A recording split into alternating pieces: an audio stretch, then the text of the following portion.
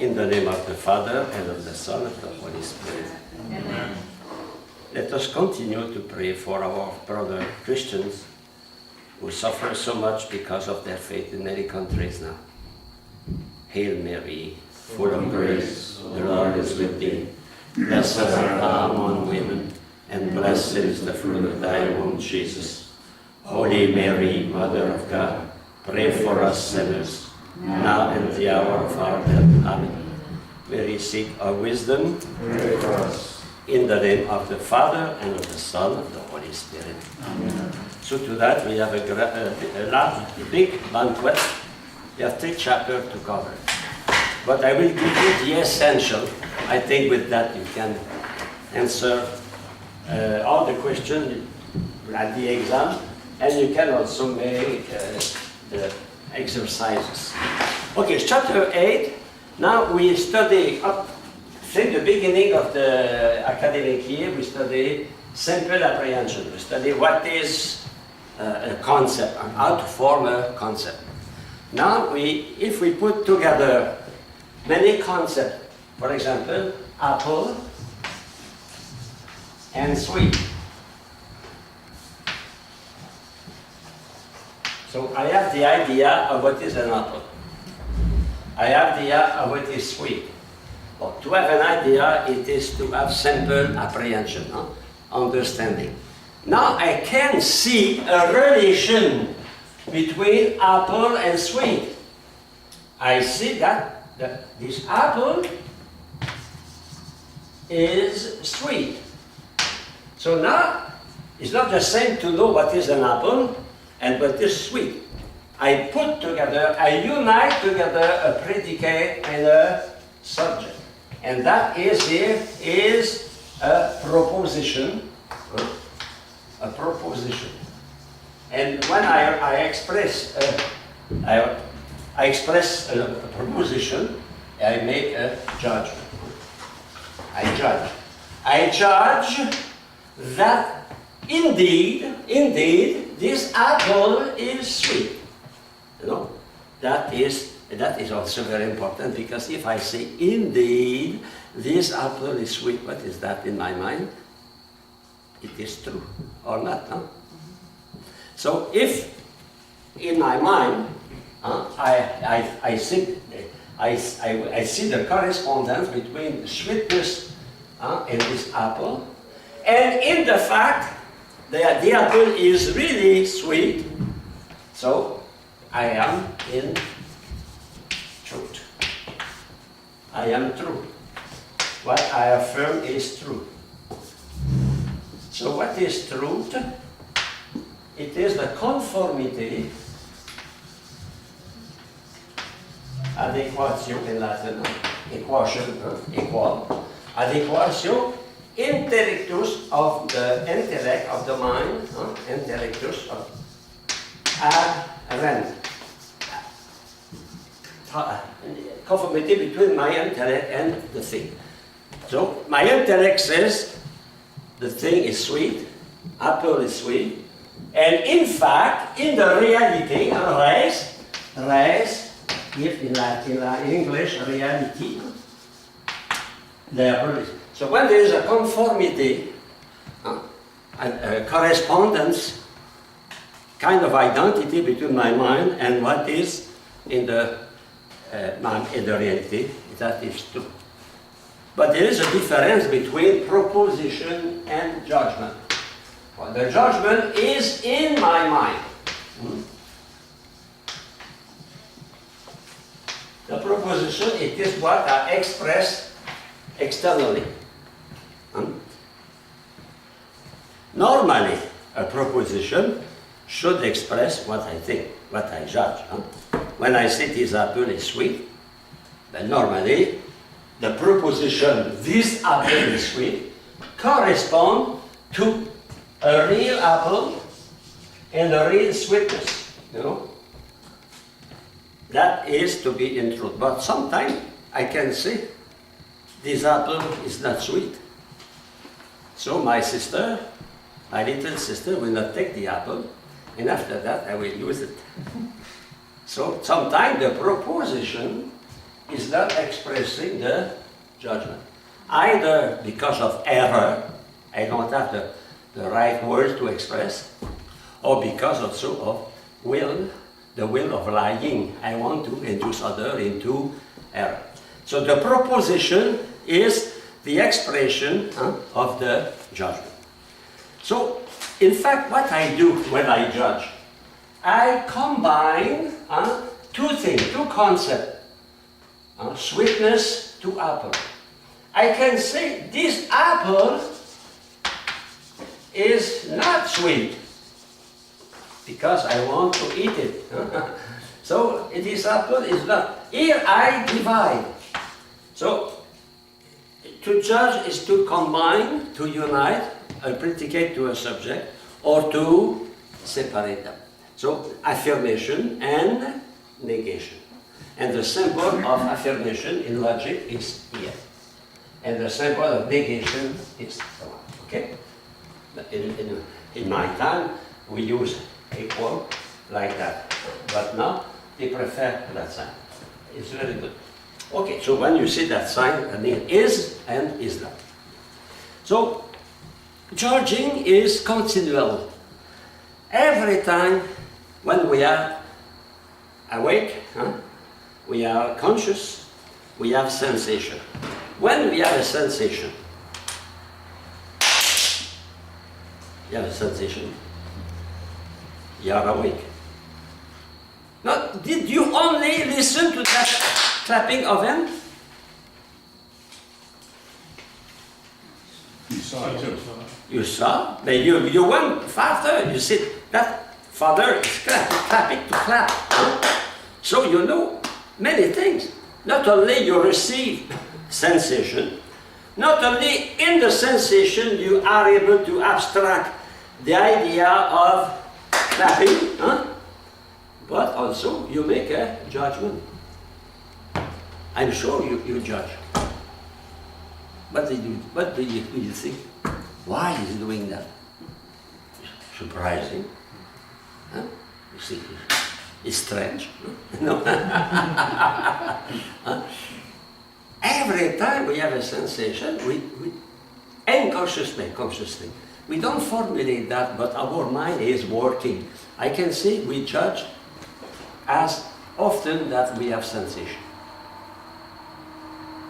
For example, you are drinking water. That is a sensation. Vodka. So you are drinking. Okay, that is sensitive action, it's something. But at the same time, because there is a value in that, so it's for you valuable, you make a judgment. We make a lot of judgment continually, but we don't express everyone happily. But in fact, to judge is the central act of any intelligent being. Any intelligent being. God, angels, but in philosophy we don't know angels, but in theology we know they exist. So let us suppose they exist as philosophers. I have no proof of that. And human mind. The central act is to judge. Does God use abstraction? Does God abstract? No. He knows things because he knows them, knowing them, he created them. Okay. Does God reason? No. No. Why? Because the reasoning, it is passing from potency to act. It is, to me, in motion. God is not in motion. So what is the central act of the intelligence of God? To judge. So, for us, in fact, when we judge, if I say John is a good golfer, John is a golfer, if I say that, the predicate golfer is attributed to John, that is a judgment proposition expressing a judgment. That judgment is it, I can say, Josh is a good golfer. How I can say that? I must have a reason, no? I must have a reason. That means I must have some experience. I ask why. Why can you say John is a good golfer? And now you say, oh, he is able to. Or he is a good speaker. Well, you have to listen to him, or you talk to someone who listens to that person. You know? We cannot judge without any reason. Reasoning. Therefore, our judgments are the fruit of either reasoning or direct intuition. So the two ways we arrive to a judgment. We reason. An example of that is a trial. A man is accused to have killed someone, and during many months, sometimes almost many years, they are searching to find proof, to prove reason. Finally, what is the conclusion? This man is guilty, or this man is not guilty. That is judgment, but preceded by a long demonstration. But sometimes you don't have to reason when it is directly perceived. For example, you were there when the criminal killed the person. You were there, you saw everything. Do you reason to affirm that? No, it is direct. So a judgment is the fruit either of reasoning or from experience, some intuition. But anyway, a judgment is always the fruit of something. And we don't have spontaneous judgment. Okay? So the definition of judgment. So we make, okay, I spoke about that. It is a mental process which obtains the proposition by combining or dividing the concept of simple reality. In fact, one reality at a time in the judgment. Like in 1 or 0, like in computing. 1 or 0. For example, if you say, John is American and Catholic. So in computing, you will say John is Catholic, John is American. It is exactly what we have to do in a judgment. In fact, a judgment, it is one predicate united to one subject. Because if you don't observe that, you can say, Henry VIII and Louis XIV were Protestant and Catholic. That is, who is Protestant, who is Catholic? John and Paul are Canadian and American. One thing at a time, one subject and one predicate. Okay. So the proposition is true, I told you, and not conform to the reality, the real world, and false when it does not conform. I go to number 2 now. In fact, a judgment is a relation between a predicate, and we studied that when we studied the predicable. Remember, the predicable when we studied last week. Well, a predicate can be united to a subject in an essential way. That is essential judgment. For example, man is a rational animal. Can I ask one question? When you say the apple is sweet, sometimes it could be sweet, sometimes it couldn't be sweet, but then like if you say ice is slippery, ice is always slippery. Yeah. So yeah.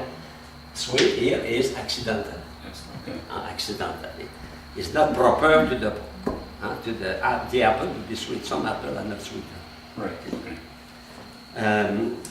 Okay. Number 2, the basic element is the subject. In fact, in any proposition, in any judgment, the predicate is attributed to the subject. Subjectum in Latin means to be put, to be thrown under something. So, it's interesting to understand a subject. For example, John. Predicate, Catholic. So, the subject is carrying, under sub the predicate. In fact, Chinese are right when they write in column. Predicate. Catholic is in John. And that is a subject, and that is attributed to John. But that definition is very important. The basic is the subject, because when we study just after that the relation between proposition, you will see that the extension of the proposition is given by the subject. All men are mortal. All priests are baptized, you know. So that is universal. Some American are gangster. Some American are honest, you know. So the subject is carrying. We remember when you study predicament also, the substance, John, is under the 9 predicament, quantity, quality, relation. You remember that? So subject.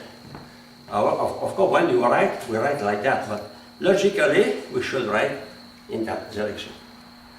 John, Catholic, American, and all that is John. John is under that. Okay? So, the basement, the foundation of the predicate is, if there is no subject, there is no possibility of predicate. No? So the subject is the foundation of the proposition. The subject is the foundation of the judgment. If there is nobody to be judged, there is no judgment. If there is no criminal, fini. People are so honest that the judge will be unemployed. Okay. Now, truth, I already explained that. Let's be good. In the square, in the rectangle, the subject is the extension. The subject is determinable. It can be determined by what? By the 9 categories. By the predicate. In fact, the categories are the predicate. Catholic is a category. Is a Protestant, but the difference between category and predicate and predicable, it is category, it is what I give to John, and predicable, it is how I give that, in an essential way or accidental way. Predicament, categories, and predicable. Okay? In a predicate. Now, next paragraph, predicate. Well, it is what we affirm of the subject. And what we affirm of the subject are the 9 categories. We have affirmed the 9 categories of the subject.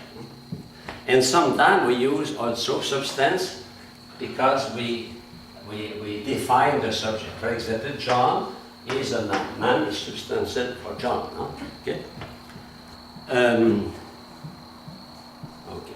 I go to the summary in the rectangle. The predicate inheres in the subject as it is based. The foundation is stay. In here I mean to stay. For example, this grasshopper is a locust. We say locust. Mm-hmm. So the locust is 2 inches long. Although you have the quantity, substance, quality are attributed to the subject. Normally, the substance is the subject. But in certain cases, special cases, in definition, case of definition, the substance can be attributed to a subject. When I say John is a man, a rational animal, so that is the substance of John. In fact, John is, when I say John is a man, do I add anything to John? No, I only analyze who is John. We will come back on that soon. Now, what is the link? So we have a subject, we have a predicate, and we must have a link. And the link is the verb to be.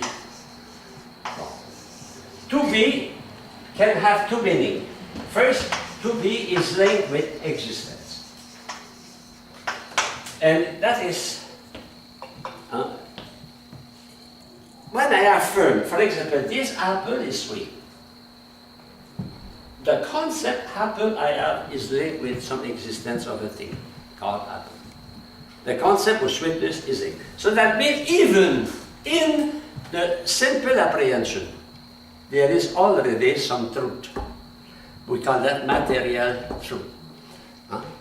But because between the object and the subject, there is a form, common, both of them, there is an intentional union. We saw that, intentional union through the form. That means the form of the kangaroo come in me. Well, and when the form is in me, there is a correspondence between the form in me and the form in the kangaroo. Otherwise, if there is no correspondence, there is no knowledge, no? So that means in every act of understanding a thing, there is already a conformity, a correspondence. What is that? Truth. So what is the difference between the truth I have in my mind when I see a kangaroo and the truth when I say this is a kangaroo? Okay. So the difference is when I abstract the form of kangaroo and that form of kangaroo comes in my mind, there is objectively, the object is objectively present in my mind, and there is a real union, intentional union between the object and the object in mind. So there is a foundation, there is a material truth, but I am not conscious of that. So I cannot reflect on that. I can reflect on the fact that the form of the kangaroo is in me. I know that, and I can say, this is the kangaroo I know exists, etc. I cannot reflect on my first knowledge. No, that is judgment. In fact, judging is to reflect on my first understanding. I reflect on, well, first understanding. I know what is an apple. And I know what is sweet. Okay? I know that the sweetness of the apple is in my mind. Because it must be.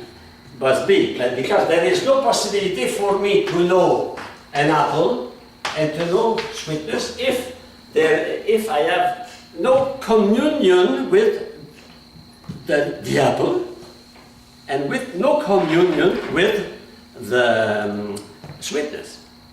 I spoke to you about cortisol. It's our sap, cortisol. Well, cortisol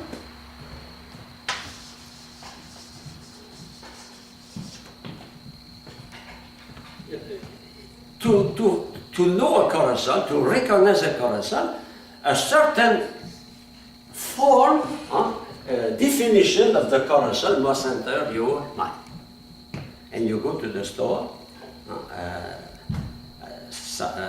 Asian store in market in Hartford with our Vietnamese, and hey, this is a cortisol.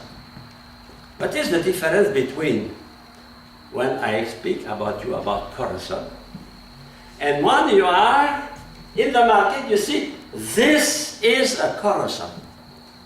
In the first case, you have an idea of what is a cortisol.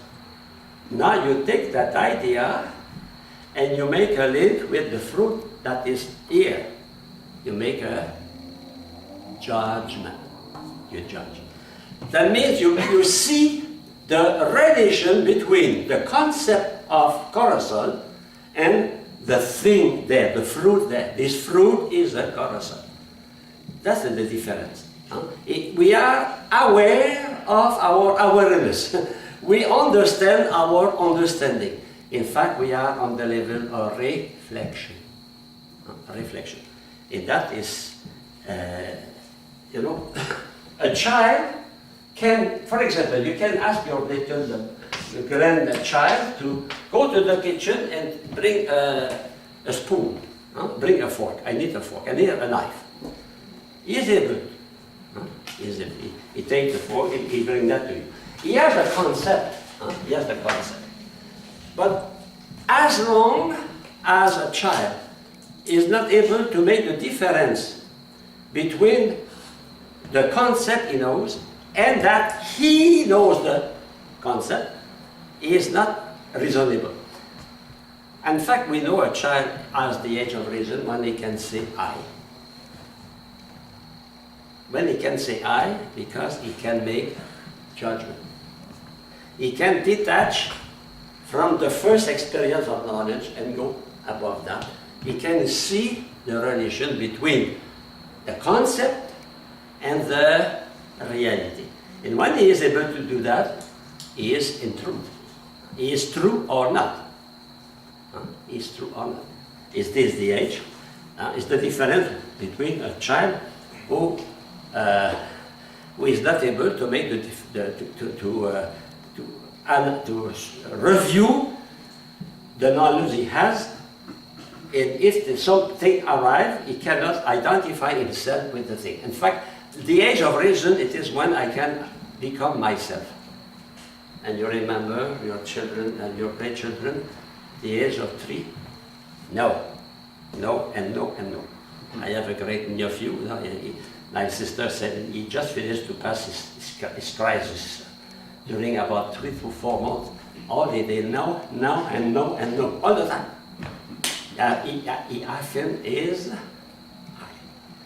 he become, he take some distance and now he can judge. Because he can judge, he will be responsible of his action.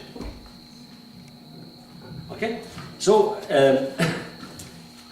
but the copula is linking thing to existence. Essentially, the truth is a link to existence.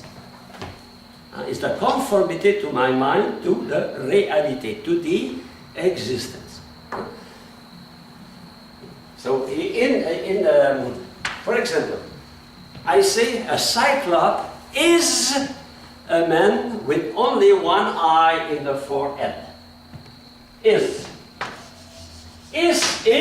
here the same thing if I say this is a lion.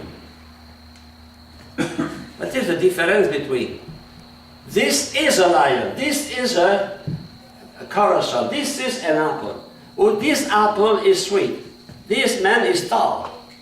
And to say a leprechaun is a little Irish ghost. We meet on the 17th of March after 10 beer.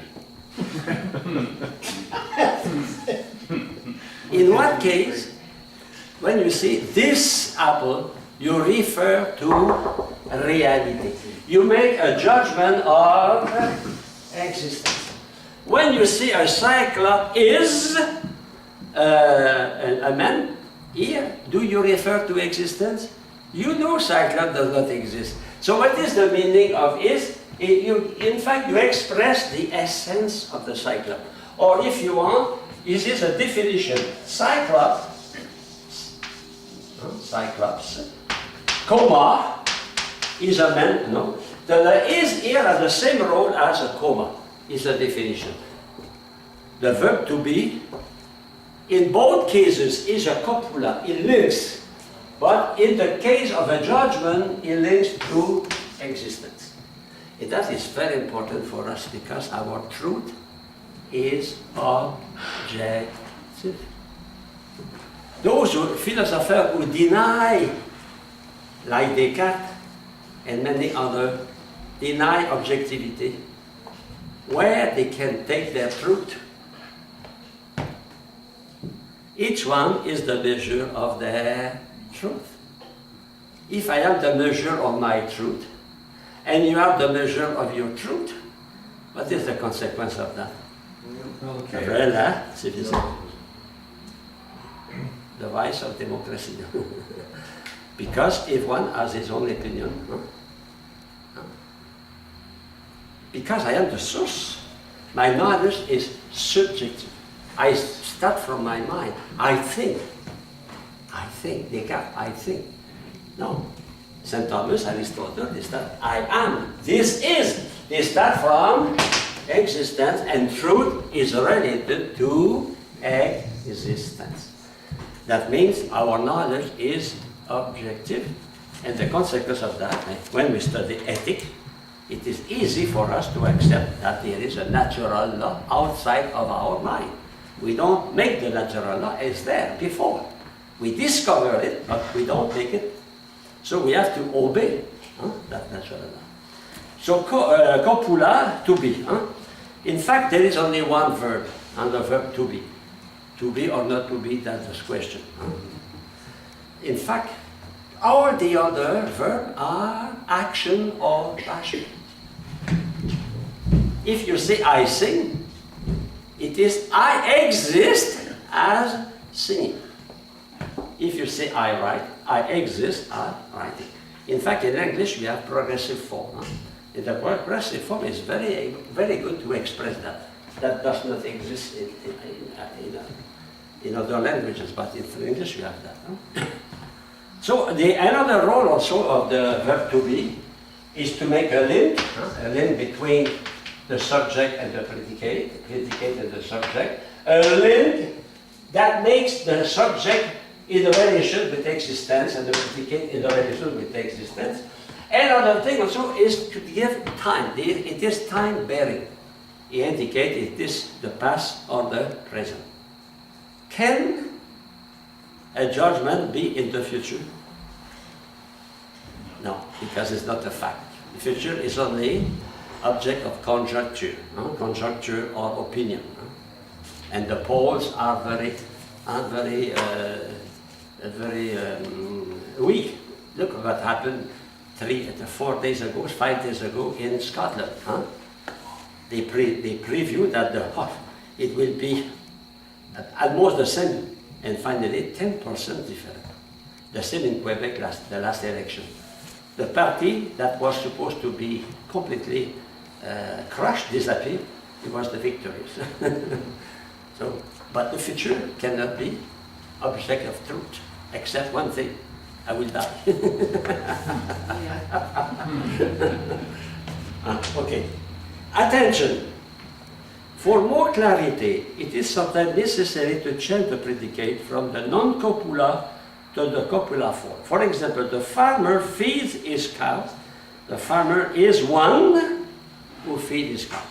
You know, because if you want to analyze in a logical way the judgment proposition, you have to do that. If suppose, for example, we say the choir is singing an hymn. So, no, the choir sings in. So we say the choir is the one that sings an hymn. And the one who sings, all that is the predicate. In fact, singing, it is an action. An action. A remark. Okay, I spoke about that. So it's after. To be express the link, and to be express the existence. Okay? It is very important because when we judge in relation with the reality. A judge cannot say, "Oh, give me the picture of that man. I think that man is a good man. Okay, freely. On that man, no. We have to judge after facts, after event, after existence. The truth is measured to existence. Is that the difference between fiction and judgment? A judgment is conformed to the reality, to be valuable, but fiction, you can do what you want. No limit. Sky is the limit.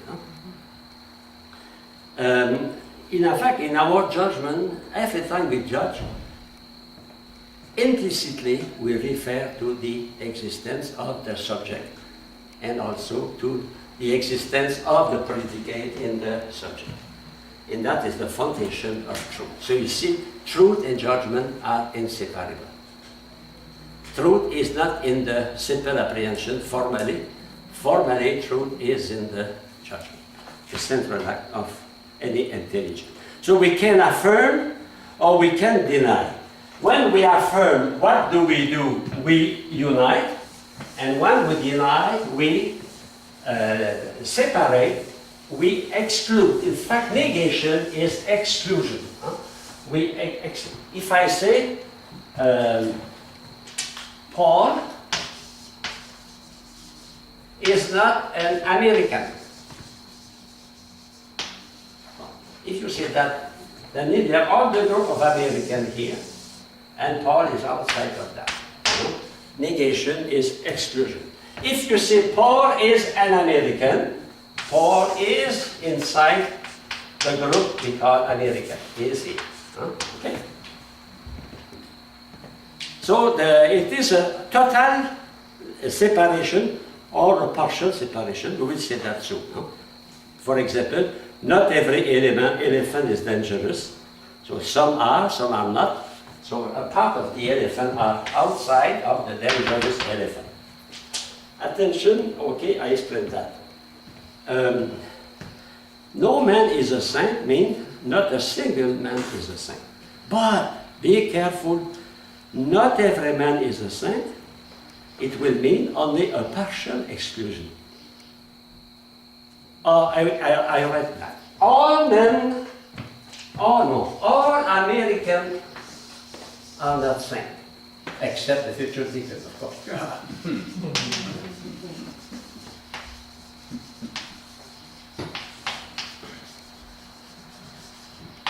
Saint, both. Okay, we can justify both. What is the meaning of that? Is it a total exclusion? Total exclusion. That means no American is a saint. No. That means some Americans are saints, some are not saints. And that is a tricky problem because some teachers they say when you say all, it is universal. But don't forget your all here is broken by not. Huh? So don't forget that. Huh? Every man is not. All men is not. That is not everywhere. Huh? Only a part of it. It's a partial exclusion. We will come back on that. Okay. Now the division of judgment. You have that, huh? I think you have that. Okay. You distinguish judgment that are essential. And here we refer to predicable. In fact, when we study predicable, we are preparing the study of judgment. So, for example, man is an animal.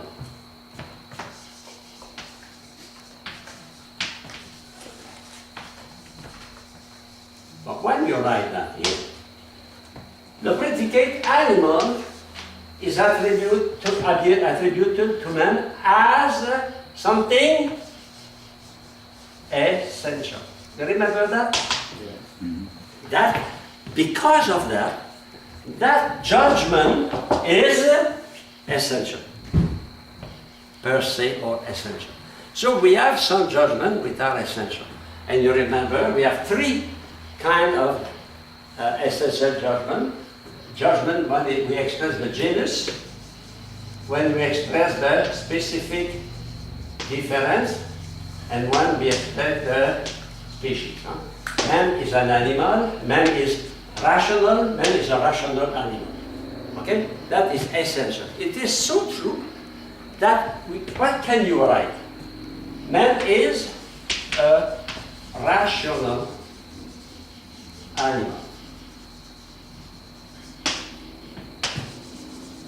And to prove that it is not existential, but it is essential, what can we do? Suppress the is and put comma. Man, what is man? Rational animal. Because the existence of man is not in the definition of man. It's not, the existence is not there. So we have some judgment which are essential.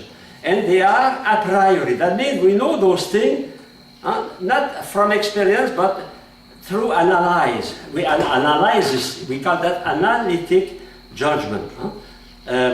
Especially for a triangle. It's a three-sided.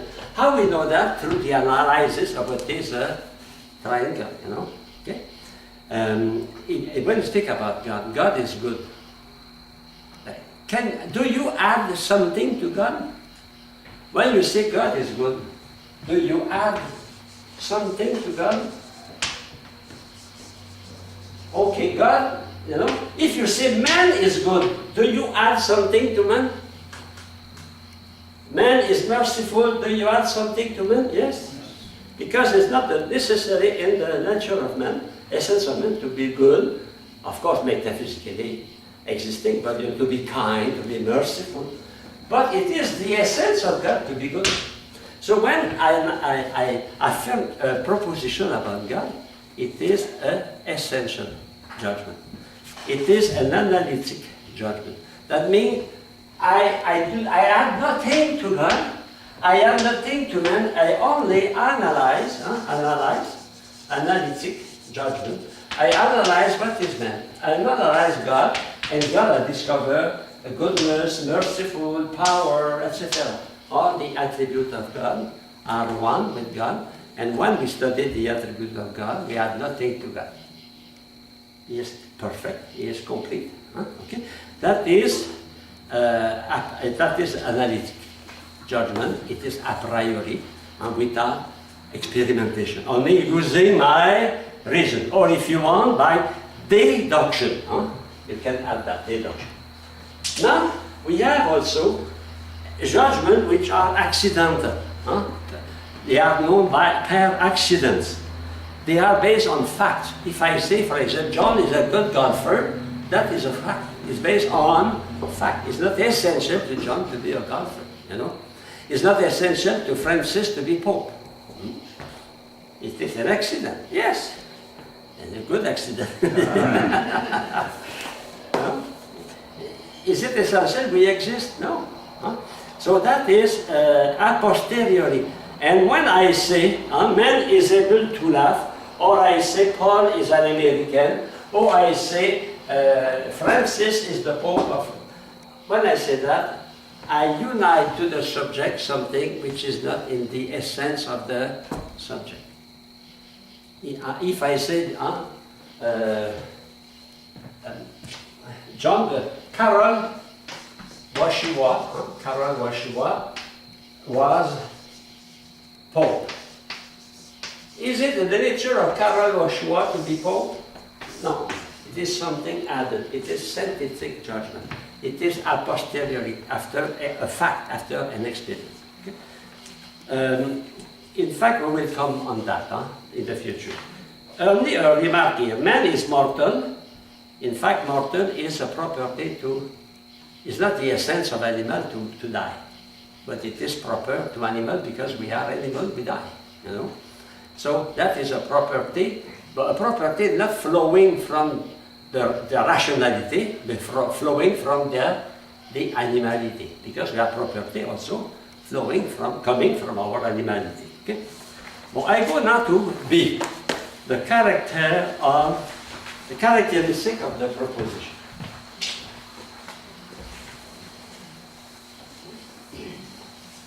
I don't know if you know little by little the connection of what we are studying now and what we studied before. You know, it has importance to be to float, otherwise you will be drowned. Okay. First, we distinguish two kinds of proposition: categorical proposition and hypothetical proposition.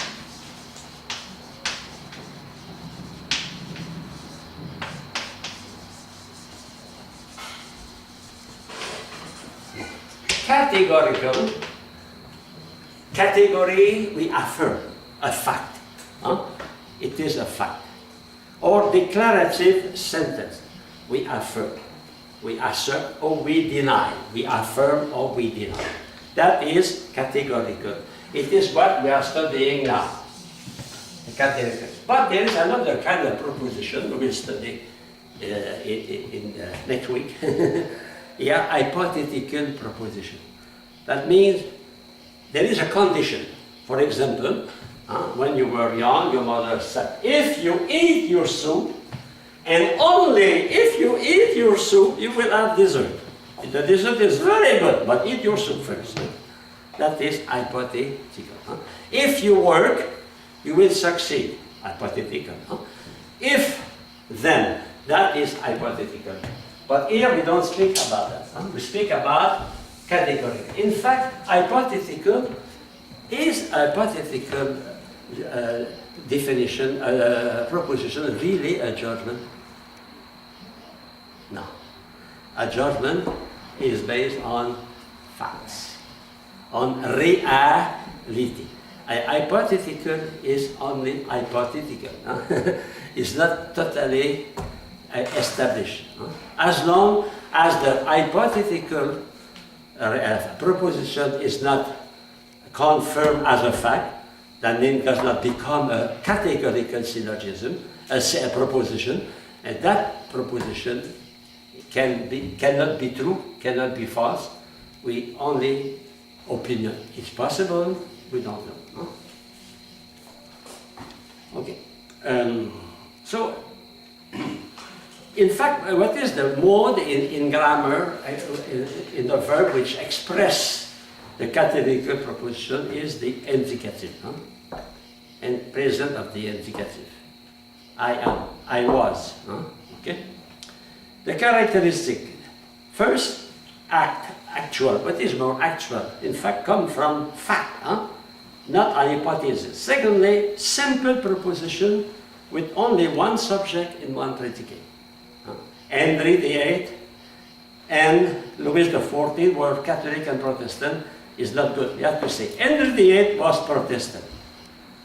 Louis XIV was Catholic. That is good. One thing for one thing. And because it is actual, because it is a fact, actus means in Latin, like in English, actual means real, actual, real. You can judge. It can be true, it can be false. Okay? So therefore, this proposition has two qualities not mentioned in the definition. It must actually accept. That means link with the actuality. What is the actuality?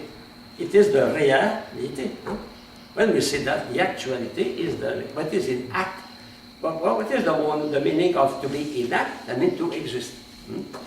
When you say something is actual, strictly speaking, that means that thing exists. It is a fact. Okay? Secondly, it must stay with the point at end. That means it must not add extra subject or predicate. Only one subject, only one predicate. We must stay in the question. Okay? And only one meaning. You cannot use equivocal term. You must use only univocal term here. Okay?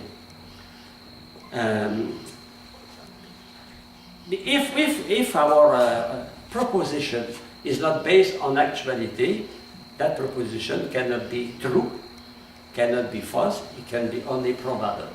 Probability, opinion. Opinion is the truth. It's funny, on television now, they interview people on the street. And those people, they give their opinion. Don't forget, millions of people, they listen to them. And they choose the people. No? It's very bad. Sometimes they give two, saying that one side, two other side. But it's only opinion that has no value. But people believe that, as it was a certitude. The power of the mass media is incredible. Manipulation of the opinion. Okay, continue. And then, only then, it can be true or false. One or zero. It is that or not. No middle. You are dead or non-dead. Not half dead.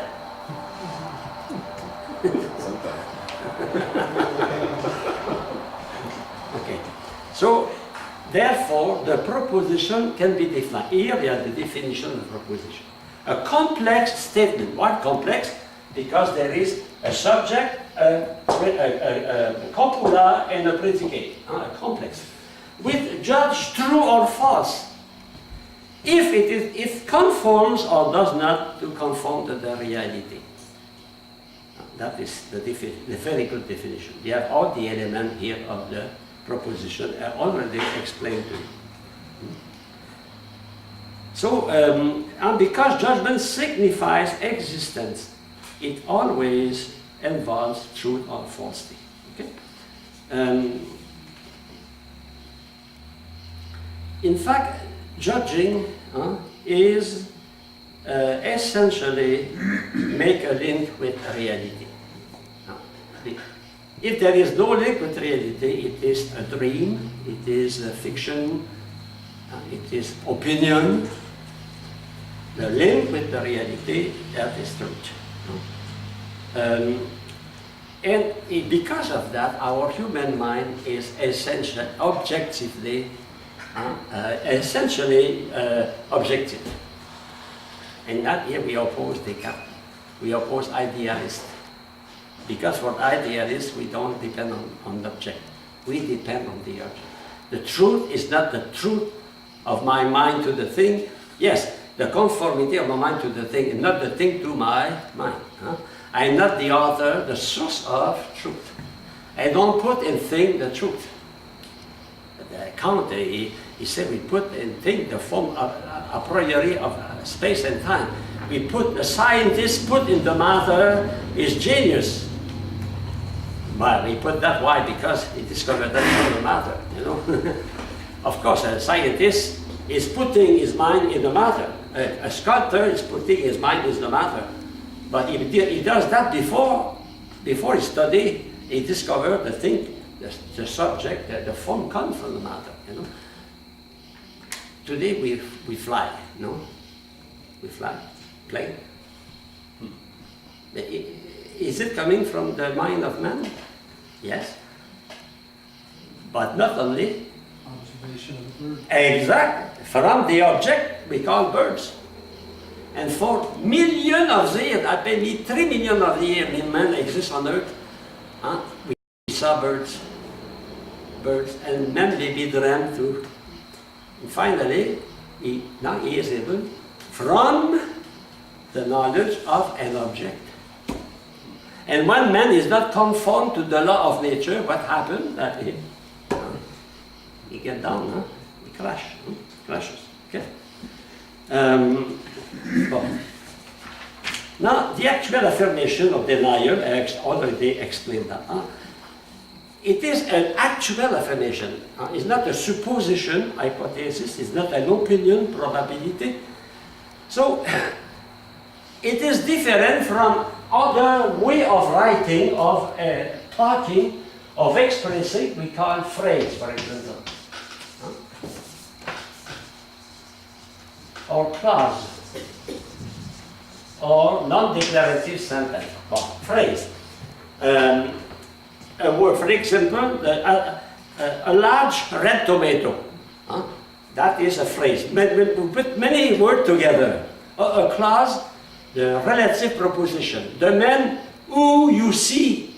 The man who you see is a clause. And also some expression, some sentence that are not affirming something. For example, you say stand up. When you say stand up, it's not an affirmation. It's not a judgment. Okay?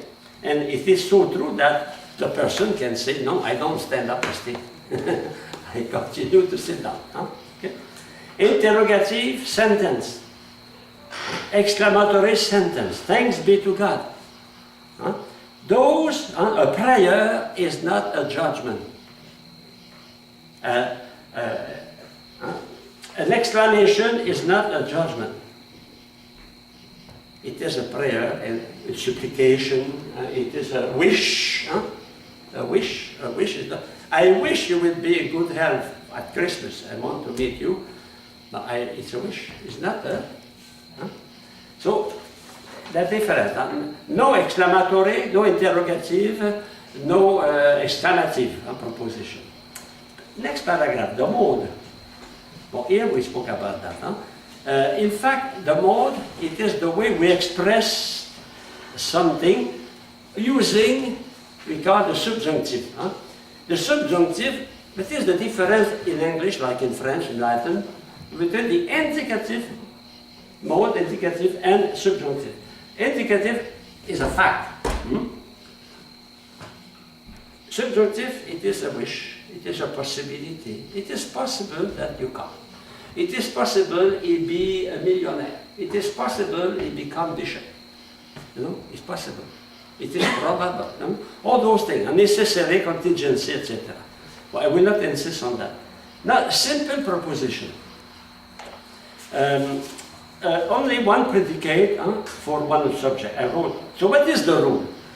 One thing of one thing. One thing of one thing. A term can be complex.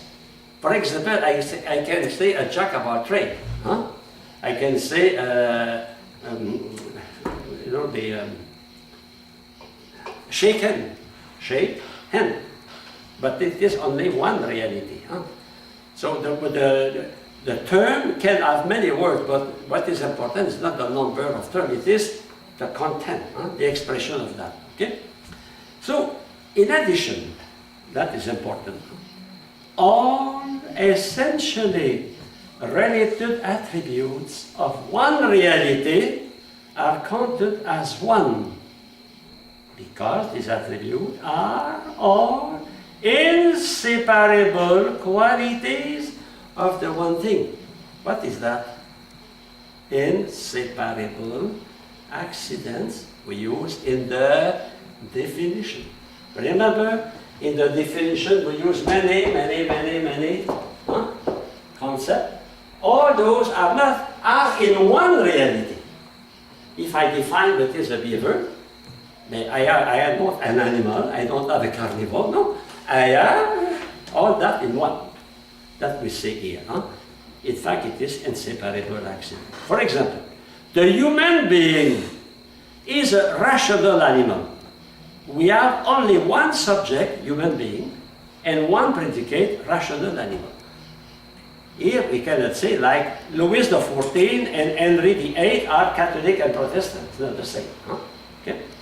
Because maple tree is one reality, you know, is abundant, extremely venomous. When you have an adverb, he is very kind. John is very kind. The very kind is the attribute, not only kind, all that, very kind. Okay? So, now the proposition, true or false. In fact, what is true or false, essentially? It is the judgment. Like the word express the concept. You remember that last week? The expression of the concept is the word, language. The expression of judgment is the proposition. But the proposition only expresses what is in my mind. And the truth and the false state first is in my mind. You know? Okay? So what I think corresponds to what it is. I am true or I am false. Now to affirm that the subject is linked with the predicate, to affirm the truth or the negation or the falsity of a thing, I must use a criterion. And what is the criterion of truth? It is the correspondence to the reality. Correspondence to the reality. That is our criterion. Not the correspondence to my ideas, my mind, my definition, what is justice, what is chastity, what is honesty, but to the reality. Think about gay marriage, a good example. So, what is the reality in the nature? The nature. I think that in every species, animal species, even with flower, we need different sex. You know, that's nature. But men, if I am idealist, the source of the idea of marriage is not in nature, it is in my mind. You know? So if it is not conform to the reality, it is not true. But I decide it is true because I voted for that, you know.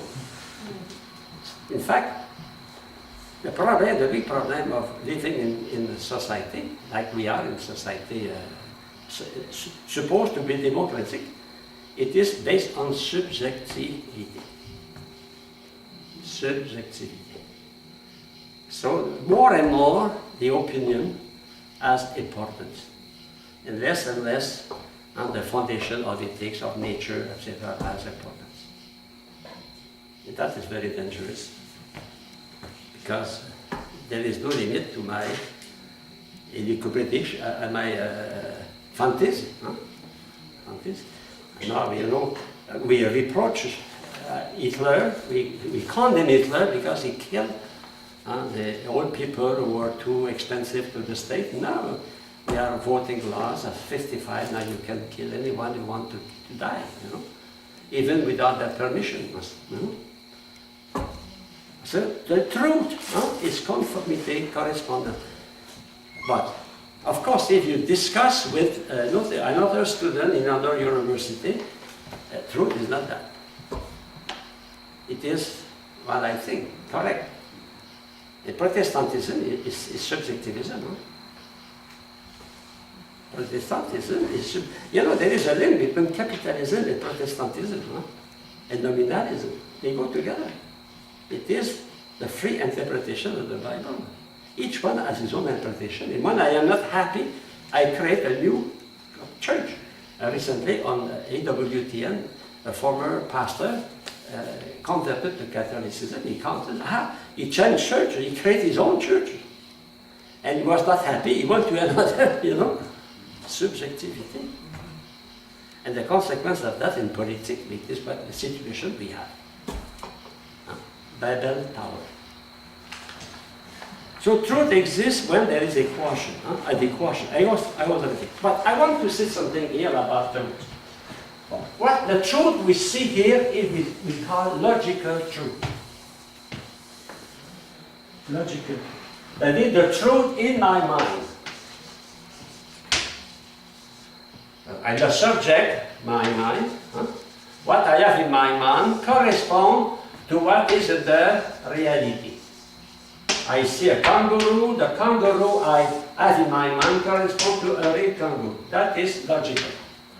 But when you study metaphysics, you will see that being, a being, by the fact it is being, it exists, is one, is true, is good.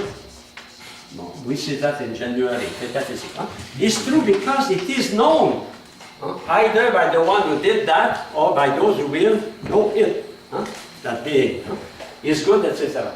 So that we call that the transcendental, the three transcendental, the one, the true, and the good. And that being, when it is true, that truth here is called ontological truth.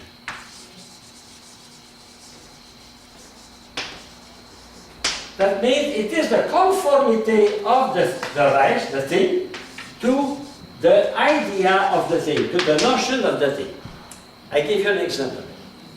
When you engage seriously preparing to your marriage,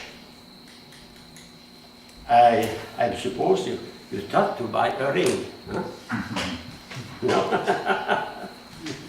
Okay? So you went to a jeweler. You said, I want to buy something for my fiancée. And okay, so I want it is gold with a real diamond. Okay? So you arrive, you say, do you want, you give it, and she put that here. And now she comes back home and she shows to his father, Dad, you know my boyfriend gave me a beautiful ring with a diamond. And the father is saying, ah, yes, give me that. He takes the diamond, he puts that, and the diamond makes no mark. And the diamond is used. Oh. And after a few days, you realize that the gold is disappearing. Is it not a true diamond? Is that a true golden ring? Is that ontologically true? So the truth in the thing and the truth in the mind. I give you another example. I give in the other class. Say if I repeat, forgive me. And Father Bouchard is a missionary, was a missionary in Cameroon, and he bought a series of little statues in ivory. Beautiful statues on the market, huh? He buy that. He said, when I will go to Canada, I will give that to my benefactors. So, and what he did, he put that on the top of his desk, you know. So he put the statue there. And among the statue, there was some in ivory and some in plastic. Because they are so well done in plastic, you cannot see the difference. You must be a specialist, like, and they are very astute, and they sell that to foreigner at a big price.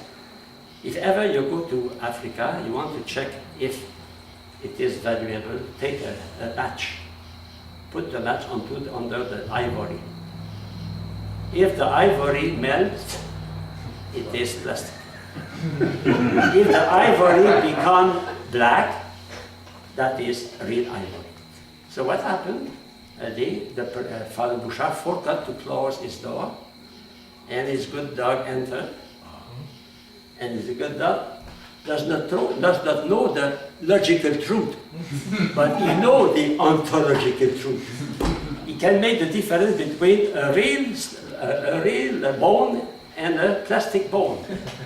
So he enters and say, oh, bones, good bones, not good bones, bone. He chews all the statue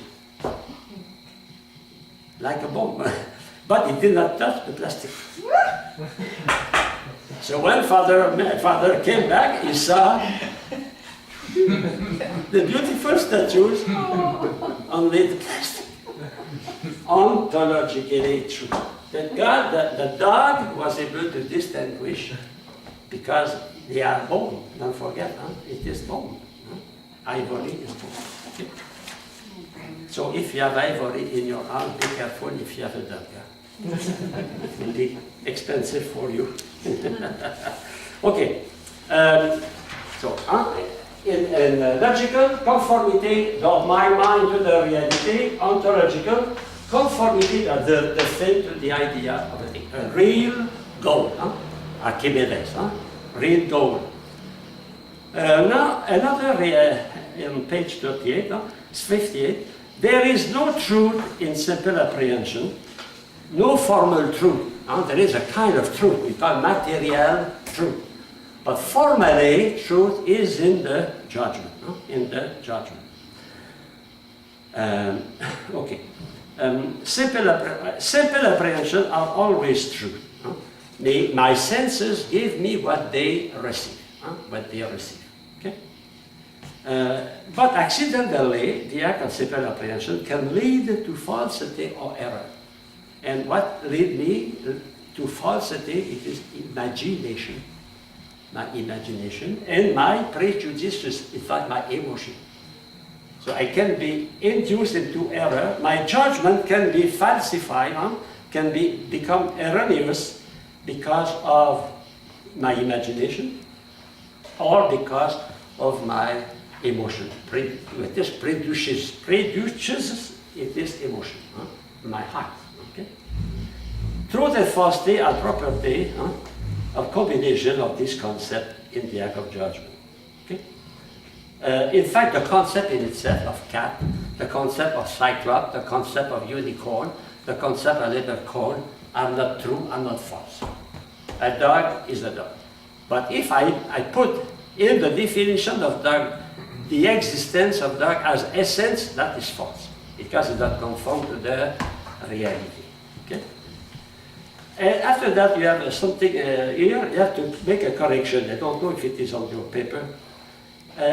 And as the proposition is the expression of the judgment. Is it written concept? It's a judgment, huh? Judgment, yeah. Huh? Correct, yeah, you saw that, huh? The primary, it is primarily the proposition which is just before that, huh? Expression of the judgment. It is primarily the proposition which matched against the real world. Okay? So my judgment can know the truth, huh? But I can decide not to tell the truth. And that is a lie or a perjury if it is with fault in front of a judge, etc. Now, let us go to the type of proposition.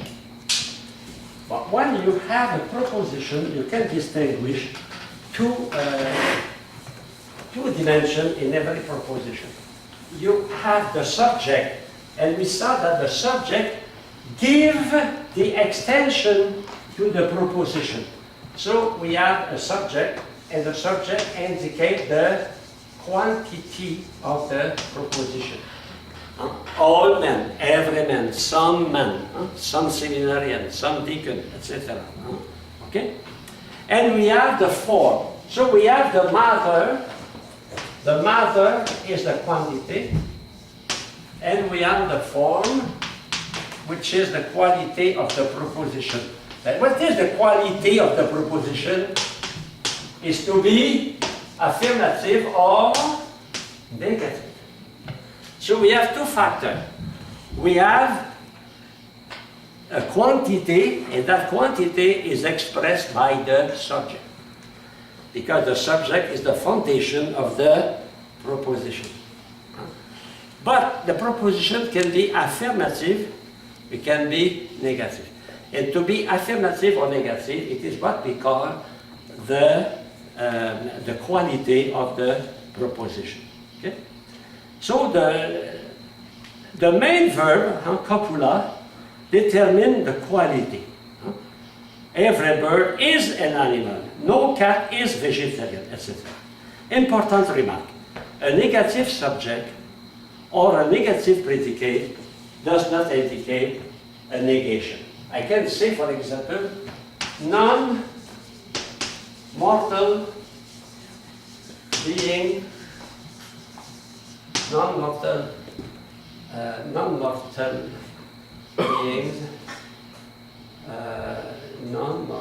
beings, cats are not non-mortal beings. Maybe you don't agree with me. Cats are not non-mortal beings. Non-mortal being, that is, one is not negative. It is a term, it is a predicate. A negative predicate is a predicate. So we can have, for example, something are non-mortal being. Angels are non-mortal being. And that proposition is affirmative. Even if here there is none. None is not attached as the form of the proposition is attached to the predicate. That is a important remark, because in exercises sometimes you have tricky question because of that. You say none, be careful, it's not a negative proposition. Okay? So the quantity is given by the subject. So we have universal. That means when everyone in the group does something, everyone, universal. Every man is mortal. We have also particular. Some men are honest, particular. I mean a group of, a part of the group here, a part of the group. The third one is singular. John is golfer. Paul is seminarian. Mary is a mother of three, etc. So, that is singular. Singular, that means only one. Only one. This man, this cat, John, Paul, my dog Noni. singular proposition. What makes a singular proposition? The subject. And finally, we have some propositions that have no precision. We call that indefinite proposition.